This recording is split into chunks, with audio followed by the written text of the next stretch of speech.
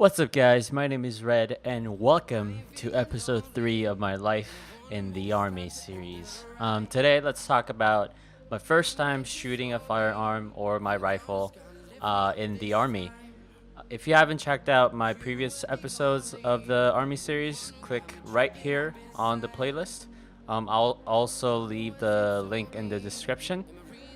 Before I tell you guys about my experience, I want to give you guys some background on the weapons that are used in the Korean Army. The standard rifle in the Korean Army is the K series rifle. The most common one is the K2 assault rifle. That's the one that I had. And this one has been used in the Korean military since 1984.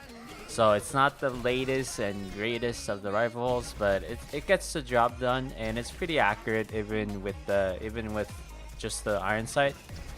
But again, it's really old school, and when the whole male population in the country has to serve in the military, it's not really surprising that the weapon does not get upgraded or updated.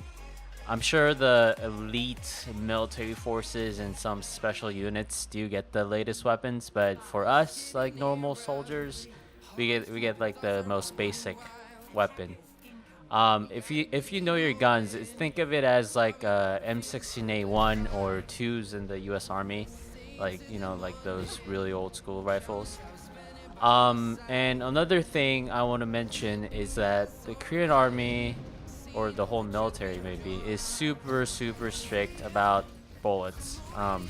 Every single bullet has to be accounted for, and like the whole military flips out even if one goes missing.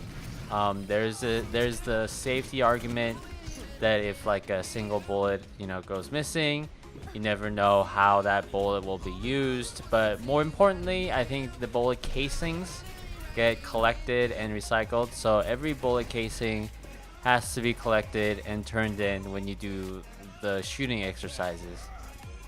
So with that in mind, I remember really clearly the first time I shot my K2. It was freezing cold. Remember that I went into the army in December, so this was like middle-ish of December, like almost before Christmas, and it snowed the night before, so it was white everywhere pretty much, and it was impossible to see the targets because the targets that come up were white as well. The shooting range in the army is like think of it as a huge like hill.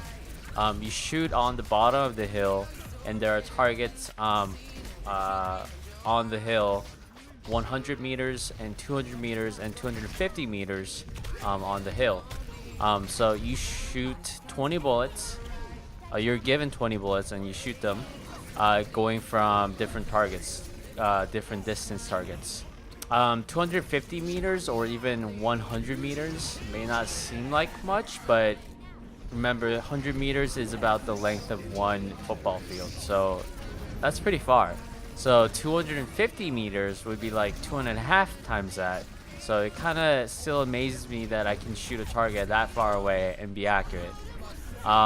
So before you shoot your 20 bullets, you go to a miniature range and you calibrate your iron sight first. Everyone has like a slight difference in how they aim, how they hold up the rifle.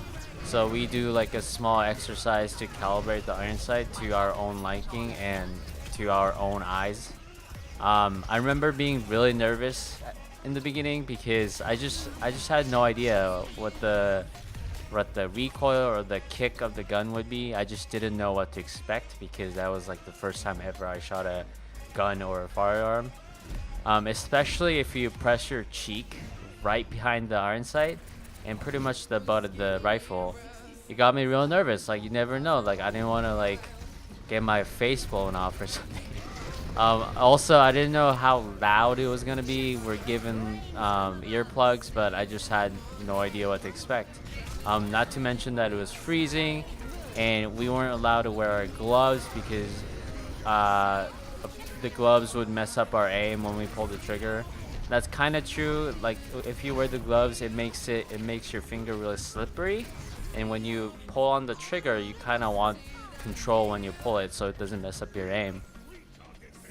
And after I shot my first bullet, I remember thinking, this isn't too bad. Like, there's, obviously a kick, but if you relax your shoulders and your whole body, it's kind of hard to explain. It's like your body moves with your gun, so even if there's a kick, you kind of absorb that impact. I mean, this wasn't like spray and pray. The targets weren't, right up against our faces, and we just pulled the trigger and aim in that general direction. That wasn't the case at all. This was more of a precision shooting. So every breath mattered, and just like little body movements and just miss aim would make the bullet go into a completely different direction. Imagine shooting like a millimeter off the target, and by the time the bullet would get there, it would miss it by meters. It would miss it by like meters to the right or something. So we also had to be mindful of like the arc of the bullet as it traveled. So the effective range of the K2 rifle was 250 meters, which means when the bullet goes up and down, when it hits the target, that would be 250 meters. So for the targets that are closer than 250 meters, you would have to aim down a little bit to compensate for that. So I thought that was really interesting.